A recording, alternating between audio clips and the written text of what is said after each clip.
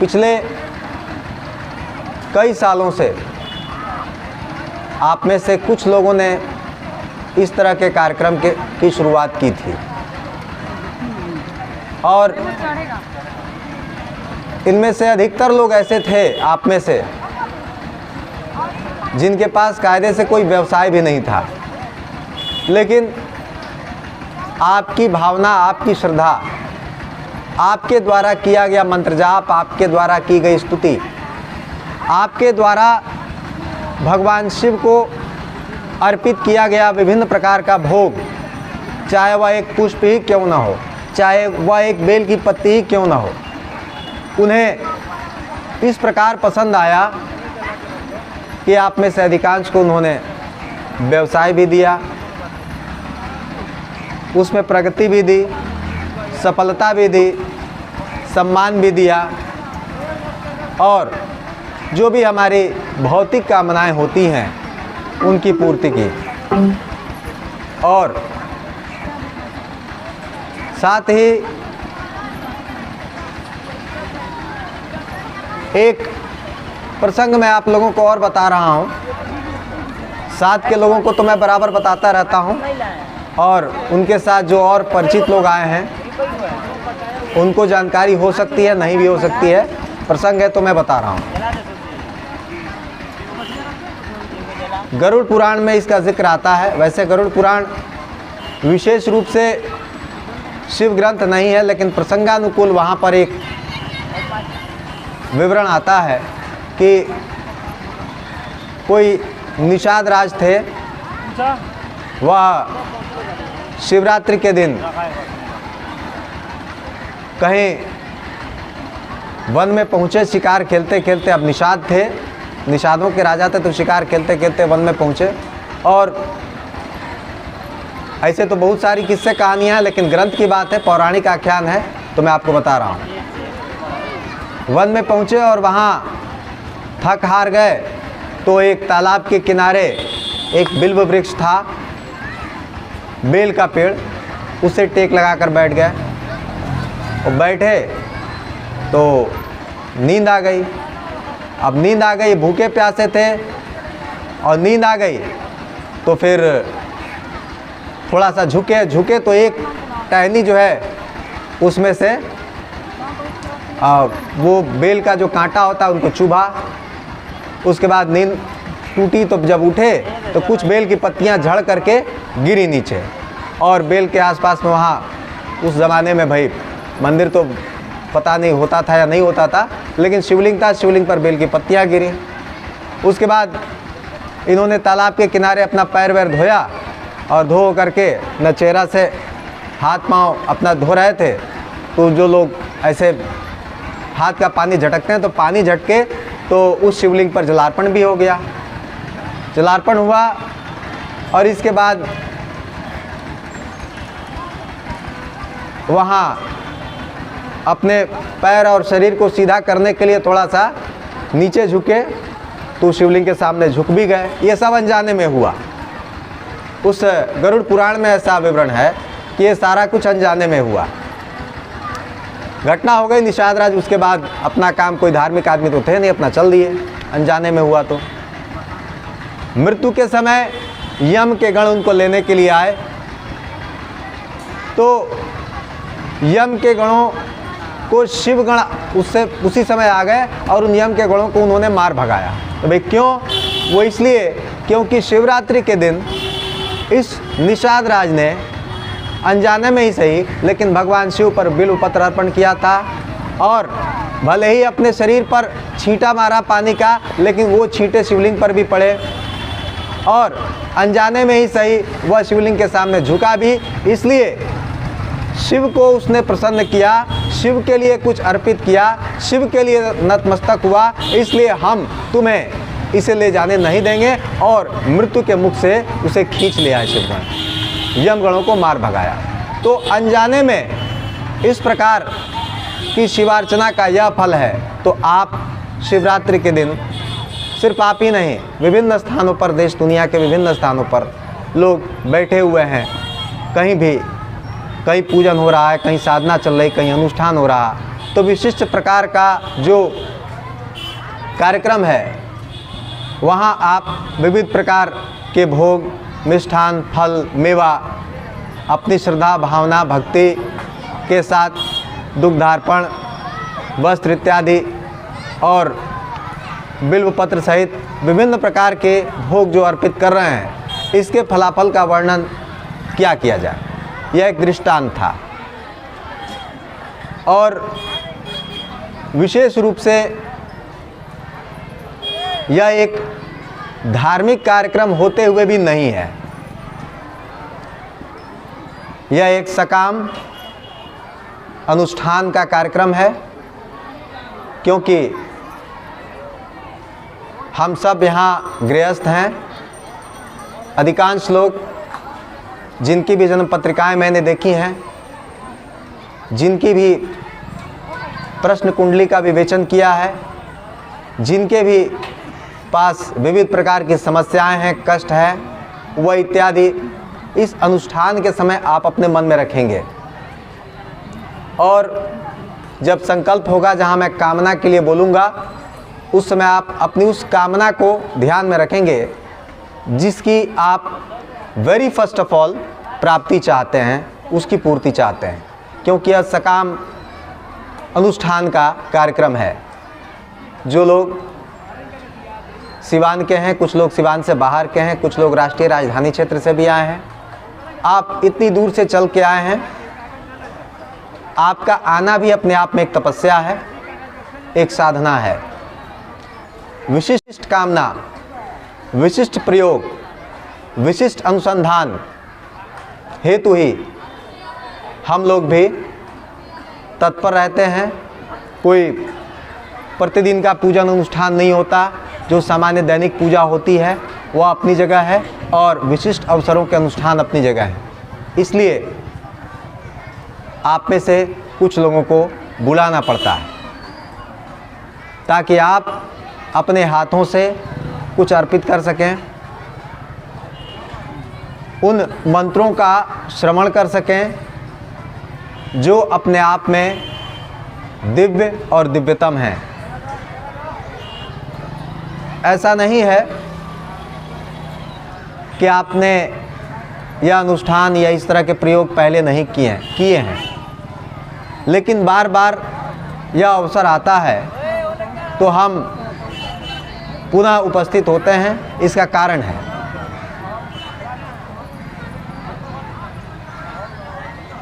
अब तो उदाहरण देना बहुत आसान हो गया है। पहले गुरुजी के ज़माने में उदाहरण दूसरे तरह के होते थे, लेकिन आज का उदाहरण देना बहुत आसान है।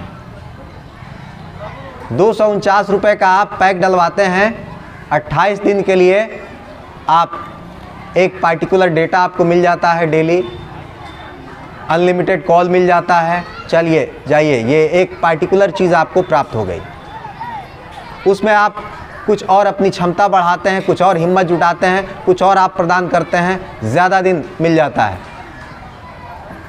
3 महीने, 6 महीने, 365 दिन इत्यादि इत्यादि का पैक मिलता है और आप एक पार्टिकुलर कंपनी की दूरसंचार सेवा का लाभ प्राप्त करते हैं। लेकिन हर पैक की वैलिडिटी तो होती है, उसी प्रकार हमारे शरीर की भी वैलिडिटी है। हर दवा पर आप देखेंगे, दवाई पर भी एक्सपायरी डेट होती है। तो ये जीवन है, यह नश्वर संसार है और नश्वर जीवन है, तो इसमें हर चीज़ की एक्सपायरी डेट है।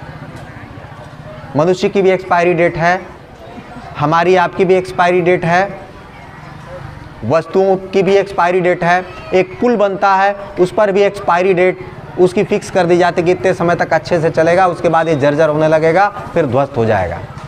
तो हमारे जीवन में जो कुछ भी, हमारा जीवन जैसे तैसे चल रहा है, ठीक है, चलता है, ऐसे भी चल रहा है। मोबाइल फ़ोन पड़ा हुआ, आप मत पैक डलवाइए, कौन बोलता है आपको पैक डलवाने को, पड़ा हुआ है। लेकिन आप पैक डलवाते हैं तब वो एक्टिव मोड में आता है, उसके जो जो फंक्शन हैं आप उसकी सुविधा का लाभ ले पाते हैं।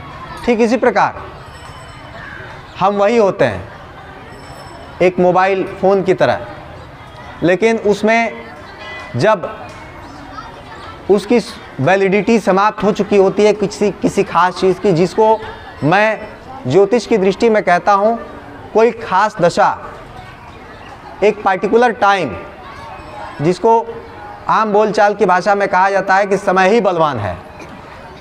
जिस स्थान पर आप बैठे हैं, जिस ज़िले में आप बैठे हैं, इस जगह पर तो एक से एक महान योद्धा भी हुए, एक से एक महान राजनेता भी हुए, एक से एक क्रिमिनल भी हुए, और सब अपने आप में एक से एक प्रचंड हुए। उनके समय में ऐसा लगता ही नहीं था कि इनका कभी अवसान भी होगा, यह भी आपने देखा है। लेकिन एक समय आया, एक एक्सपायरी डेट ईश्वर की तरफ से तय होती है, वह तय थी, और उसके बाद उस सत्ता का, उस शक्ति का पराभव हो गया। कैसे हो गया? ऐसी चीज़ के द्वारा हुआ जो शक्ति उसके सामने बिल्कुल ही बौनी थी। वैसी शक्तियाँ उस सत्ता के सामने आगे पीछे दुम हिलाती थीं, यह भी आपने देखा है। तो इसी को टाइम कहते हैं आम बोलचाल की भाषा में, और ज्योतिष की दृष्टि से इसको एक खास दशा कहते हैं। एक पार्टिकुलर दशा होती है। शुक्र की दशा 20 साल चलती है, गुरु की दशा 16 साल चलती है, बुध की दशा 17 साल चलती है, चंद्रमा की दशा 10 साल चलती है, सूर्य की दशा 7 साल चलती है। एक पार्टिकुलर टाइम तक राहु की दशा 18 वर्ष चलती है। जिसका राहु बलवान होगा उसके समय में वो अपने आप में सारी चीज़ों पर ग्रहण लगा देगा। उसके समय जो भी शक्तियाँ उसके सामने उपस्थित होंगी उनके मस्तक कट जाएंगे। उसको अकाल मृत्यु भी हो सकती है जो उसके सामने आ जाएगा, उसकी दृष्टि में जो पड़ जाएगा। इसलिए राहु जिसका बलवान हो उससे डायरेक्ट नहीं उलझना चाहिए, और अपने राहु को बलवान बनाना चाहिए, मजबूत करते रहना चाहिए। उसके लिए आप जो नवग्रह अनुष्ठान करते हैं यहाँ लगातार, वहाँ सामने हवन कुंड में, वह अपने राहु को, अपने केतु को, अपने शनि को लगातार बलवान बनाते रहना चाहिए। तो बात दशा की चल रही थी। इन दशाओं को हम मजबूत करें। वह समय जब बीत जाता है, जो cream period of the life होता है, उस समय हम अपने जीवन में बहुत कुछ भोगते हैं, बहुत कुछ देखते हैं। यहाँ ऐसे शख्स भी मौजूद हैं जिन्होंने अपने जीवन में घोर दरिद्रता देखी है, और आज के डेट में वो सिवान के एक बिजनेस टाइकून बने हैं। ये भी आप लोग जानते हैं, जो सिवान के हैं उनको मालूम है। ऐसे भी लोग हैं जो सड़क किनारे ठेला लगाकर कुछ बेचते थे, एक छोटी चौकी लगाकर कुछ बेचते थे, आज के डेट में अकाउंटेंट हैं। ये भी आप जानते हैं, बहुत बड़ी फर्म के, कई सारी फर्मों से उनको ऑफ़र मिलते हैं। और यह ऐसा नहीं कि उनको कहीं से सपोर्ट मिला, नहीं, बल्कि उनको ऐसा रास्ता मिलता चला गया कि उन्होंने अपने ही बदौलत, अपने कर्म से वह मुकाम हासिल किया, और आज के डेट में कई सारी फर्मों के एक साथ अकाउंटेंट बने हुए हैं। वो भी अभी यहीं पर बैठे हैं। ऐसे भी लोग हैं जिन्होंने भौतिक ऐश्वर्य अपने जीवन में ऐसा देखा है कि 500 और 1000 के नोटों की गड्डी पर अपने बच्चों को सुलाते थे। ऐसे भी लोग यहाँ हैं, इसी शिविर में मौजूद हैं। तो वह क्रीम पीरियड ऑफ टाइम जब निकल जाता है, जिसको हम कहें कि हमारा पैक समाप्त हो गया, हमारी वैलिडिटी समाप्त हो गई, तो भाई पैक समाप्त हो गया तो रिचार्ज तो कराना पड़ेगा। और इस रिचार्ज को करने के लिए थोड़ा समय फ़ोन से भी कभी किसी की प्रश्न कुंडली देख लेता हूँ, किसी की जन्म पत्रिका देख लेता हूँ, कुछ बता देता हूँ, लेकिन वो सामान्य उपाय होते हैं, वो विशिष्ट उपाय नहीं होते। और वैसे उपाय, ये आप यूँ समझ लें कि टोटकेबाजियों से जीवन नहीं चलता। ये छोटे छोटे उपाय ठीक है, कुछ समय के लिए काम करेंगे, ऐसा नहीं कि नहीं काम करेंगे, करते हैं, आपको कुछ फ़ायदा भी मिलता है। लेकिन वह वैसा ही हुआ कि आपने 10 का एक टॉपअप डलवा लिया, 20 का एक टॉपअप डलवा लिया, कब तक काम करेगा? तो इसलिए आप ऐसा काम करें कि कम से कम 6 महीने हमारी वैलिडिटी खूब बढ़िया रहे, एकदम अनलिमिटेड टॉक टाइम भी मिले, अनलिमिटेड डेटा भी मिले, जो चाहें वो कर सकें। तो ये कैसे होगा? आज महाशिवरात्रि है और मैं क्या बोल रहा हूं, ये विशेष रूप से मैंने कुछ सोच करके नहीं रखा। एक प्रसंग आ गया, वो वहां से बात मैंने शुरू कर दी। अब गुरु जी जानते हैं वो क्या कहलवाएंगे और क्या समझाएंगे। इन चीज़ों को कौन किस रूप में ग्रहण करेगा, कहाँ से किसको कौन सी क्लिक मिलेगी, कहाँ से किसके लाइफ में कौन सा टर्निंग पॉइंट होगा, वह ये जाने। क्योंकि मेरी लाइफ का जो टर्निंग पॉइंट हुआ, जब मैं जोधपुर जाता था, दिल्ली जाता था, तो उस समय मेरे भी घर वाले कहते थे, जैसा कि स्वाभाविक है कि अपनी लाइफ पर ध्यान नहीं देता, पैसे नहीं सेव करता है, इस लाइन में पैसा खर्च करता, खूब उड़ाता है। और ये भी सही है कि मैं अकेले ही जाता था उतनी दूर तक। ये आज से 22-23 साल पहले की बात है। शारीरिक अवस्था उसमें बहुत छोटी थी, तो एक आप उसे पागलपन कह लें या एक दीवानगी कह लें, क्रेजीनेस कह लें, कुछ भी कह सकते हैं। और निश्चित रूप से ऐसा था, लेकिन मुझे मालूम है कालांतर मुझे ऐसा फील हुआ और मुझे मालूम है कि मैंने क्या हासिल किया। हाँ, मैं बैंक बैलेंस बना सकता था, मेरे बहुत साथियों के पास बैंक बैलेंस है, नो डाउट, लेकिन वैसा बैंक बैलेंस बहुत सारे लोगों के पास है। कितने लोगों को आप जानते हैं जिनके पास बैंक बैलेंस है? सिवान में ही ऐसे बैंक बैलेंस वाले लोग हैं जिनके बारे में मैं खुद नहीं जानता और यहाँ उपस्थित सिवान के लोग भी नहीं जानते। कुछ ही लोगों के हम जानते हैं। और हायर लेवल पे जाएंगे, सिवान से बाहर के लेवल पे जाएंगे तो बहुत बड़े बैंक बैलेंस वाले भी हैं। आपसे अगर पूछा जाए कि आप कोई कामना रखिए, आज शिवरात्रि है, शिव का दरबार खुला है, साल में कुछ अबूझ मुहूर्त आते हैं और शिव का दरबार खुला रहता है, शक्ति का दरबार खुला रहता है, कुछ भी मांग सकते हैं। शिवरात्रि है, चैत्र शुक्ल प्रतिपदा है, दीपावली है, अक्षय तृतीया है, ये सब अबूझ मुहूर्त होते हैं। तो ठीक है, लोग धन की कामना करते हैं, आप धन की कामना करें, बिल्कुल अच्छी बात है। कितने धन की आप कामना कर सकते हैं?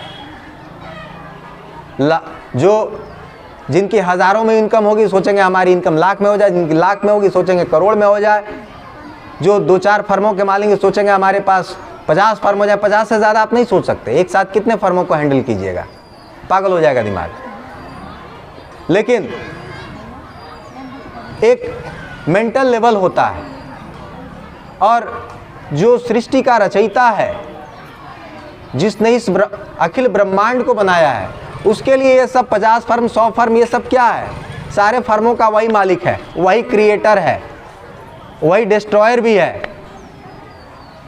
कब किसको उठाना है, कब किसको बढ़ाना है, कब किसको घटाना है, समय को कहाँ किस रूप में परिवर्तित करना है, कब धूप करनी है, कब छांव करनी है, कब बारिश करनी है, यह उसको तय करना है और वह तय किए हुए है। कब किसको किसका काल बनाना है और कब किसका काल बन जाना है, यह सब ऑलरेडी महाकाल के द्वारा निर्धारित है, महाकाल की संहिता में, उसके विधान में। इसलिए आपको मेरी सलाह यही होगी कि आप जब सकाम प्रयोग के अंतर्गत जब कामना सिद्धि की बात आएगी, जब आप संकल्प करेंगे तो कुछ मांगना होगा तो थोड़ा सोच के मांगिएगा। आप क्या सोच के आए हैं ये मैं नहीं जानता, और मैं ईश्वर से यह प्रार्थना करूंगा कि आप जो कुछ भी सोच करके आए हैं वह आपकी इच्छा पूरी और हो जाएगी। यह भी तय है, भौतिक कामना हो, किसी की बच्ची की शादी नहीं हो रही, किसी का बिजनेस नहीं चल रहा, किसी का बिजनेस डूब गया, किसी के पैसे किसी ने रख लिए, किसी का बच्चा पढ़ाई में मन नहीं लगाता, इत्यादि इत्यादि बहुत सारी जो भी ज़रूरतें हैं, शत्रु बाधा है, कर्ज है, रोग है, बीमारी है, सब ठीक है, अपनी जगह है, जीवन है, होगा ही। तो आपकी कामना निश्चित रूप से अपनी जगह उचित है, ये मैं नहीं कहता कि आप कामना मत रखिए, लेकिन जब मांगना है तो सोच समझ के मांगिए, ये मैं ज़रूर कहूँगा। एक उदाहरण देता हूँ। एक आदमी ऐसे ही जप कर रहा था, काफ़ी उसको उसके गुरु ने बताया था, आदमी बहुत ठीक ठाक था। भोले बाबा भी एक बार में प्रसन्न हुए, चलो ठीक है, आ गए सामने, बोलो बेटा क्या इच्छा है। आप आ गए, दर्शन दे दिए, बहुत अच्छा लगा, अब मेरी मनोकामना पूरी कीजिए। ठीक, क्या मनोकामना है? तो बोला कि कोई भी एक मनोकामना मांगू, दे दीजिएगा। बोले मैं तुझसे प्रसन्न हूँ, तू कोई 3 वरदान मांग ले, तेरी 3 मनोकामना मैं पूरी कर दूंगा। खुश हो गया। ठीक, 3 मैंने सोचा था 1 और 3 मनोकामना मिल रही है, ठीक है, बहुत बढ़िया, जय हो भोलेनाथ। ठीक है, बोल क्या चाहिए? तो सोचा कि भाई अब चूंकि वो भी गृहस्थ था, और गृहस्थ जीवन क्या है आपसे बेहतर कौन समझता है, खास करके घर में जिसका जीवन मैरिड लाइफ वाला, वो क्या सोचेगा, अकेले क्या मांगूं, वाइफ से एक बार थोड़ा डिस्कस कर लेता हूँ क्या मांगा जाए, हो सकता है मैं मांगने में चूक जाऊँ। तो मैं जा रहा हूँ घर पे, पत्नी से डिस्कस कर लेता हूँ, वो जैसा कहेगी उस हिसाब से मैं ठीक है, जा बेटा, वाइफ से अपनी पत्नी से डिस्कस कर ले, और जो तुम लोग चाहोगे वो हो जाएगा। बोले बाबा तो चले गए। घर आया, पूछा, बहुत चाहते हुए आया, बहुत खुश था भाई, एक वरदान मैंने सोचा था, अब तो मैं कुछ भी मांग सकता हूँ, पूरी दुनिया का साम्राज्य मांग सकता हूँ, मिल जाएगा, और वो भी मात्र एक वरदान में, यहाँ तो 3 मिला हुआ है। ठीक, पूछा तू क्या चाहती है? क्या चाहती हूँ? क्यों? अरे तू बोल क्या चाहती है, वो पूरा कर दूंगा। अच्छा, आज तक एक आपने डायमंड ये गोल्ड चेन तो आपने खरीदी नहीं, डायमंड नेकलेस तो छोड़ दिए हो, तो मेरा सपना है, गोल्ड चेन तो आपने खरीदी नहीं, आज आप कैसी बात कर रहे हैं, तो क्या चाहिए? अरे तू मांग तो सही, तू जो सोचेगी वो हो जाएगा। अच्छा, हाँ, जो सोचेंगी हो जाएगा। शादी के इतने साल हो गए, 25 साल हो गए, 30 साल हो गए, और अभी तक जो है आपने एक सोने की चेन तक नहीं बनवा करके दी, और आप कह रहे हैं जो मांगो। हाँ तो बोलना, जो चाहेगी वो हो जाएगा। अभी तो आपकी ये स्थिति है, घर में मैं कई दिन से कह रही हूँ एक कढ़ाई नहीं है, जाइए आप अभी कढ़ाई लेकर के आइए, मेरी इच्छा है एक कढ़ाई लेके आइए। अब बोलिए, एक कढ़ाई आ गई, एक वरदान फलीभूत हो गया। वो माथा पीट लिया, अबे मांगना था तो कढ़ाई क्यों मांगी? अरे क्या हुआ, कढ़ाई मांग लिया, एक वरदान तूने तो ऐसे ही बेकार कर दिया। औरतों को वैसे ही दिमाग नहीं होता। अब गुस्सा आ गया उसको, वो भी झल्ला पड़ी। मुझे क्या मालूम था, आपको पहले बताना चाहिए। अरे मैं तो बोल रहा हूँ उस समय से तुमको कि बोलो क्या चाहिए, तो तुम कह रहे हो मेरी इच्छा है कि कढ़ाई हो जाए, कई दिन से कह रहे कढ़ाई हो जाए। कढ़ाई है तेरे इसी तरह की उटपटांग बातों की वजह से मैं लाइफ में कुछ कर नहीं पाया। इतने साल मैंने साधना में दिए, तप में दिए, बड़ी मुश्किल से गुरुजी ने मंत्र बताया था, शंकर जी प्रत्यक्ष हुए और वरदान मांगने को कहा, तो तूने कढ़ाई मांग ली, तो अब मैं क्या करूं? अब गुस्से में बोला कि इससे अच्छा उटपटांग चीज मांगने से अच्छा होता तू मर जाती। वो बोल दिया, मर गई। अब 2 इच्छा तो पूरी हो गई, इससे अच्छा तू मर जाती। अब एक कढ़ाई मांग लिया, उससे अच्छा वाला ये बोल दिया कि भाई तू मर जा। मर गई बेचारी। अब ये पागल हो गया, ये क्या ही तो मर गई। अब 2 इच्छाएं तो ऐसे ही पूरी हो गई बेचारी की। लास्ट में कहा कि हे प्रभु धन्य है तेरी लीला, मैं क्या करूँगा सारी दुनिया लेकर के, तो इसको जिला ही दो। तीसरी इच्छा पूरी हो गई, जी उठी, जहाँ था लाइफ वहीं आ गई। इसलिए मैं नहीं कहता कि आप अपनी इच्छा और कामना ना मांगे, बिल्कुल मांगिए, लेकिन सोच समझ के मांगिएगा। और आप मन में जो भी कामना रख के आए हैं, मैं अपने स्तर से प्रयास करूंगा वो पूरी हो जाए।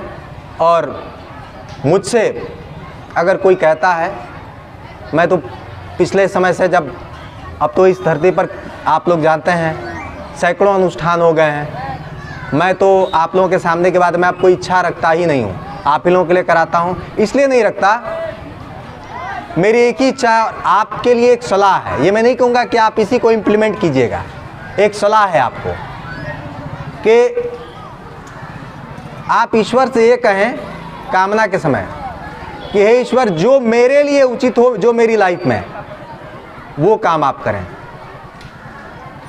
जिससे मुझे कष्ट नहीं हो, जिससे मुझे तकलीफ़ नहीं हो और बाकी मेरा कल्याण होता रहे, मेरी भौतिक प्रगति होती रहे, आध्यात्मिक उन्नति होती रहे और जो मेरे जीवन के शूल हैं, जो कष्ट हैं, जो पाप हैं, जो रोग शोक हैं, उसको आप दूर करें।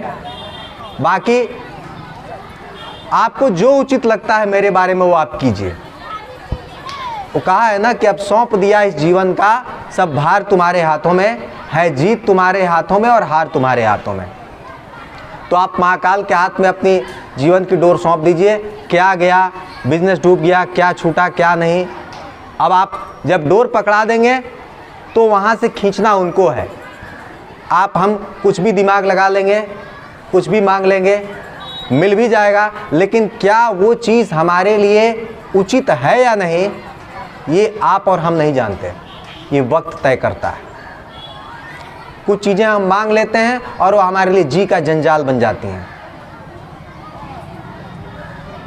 इसलिए आप अपने अनुष्ठान को, अपने पावर पैक को किस रूप में यूटिलाइज करते हैं, ये आपको तय करना है।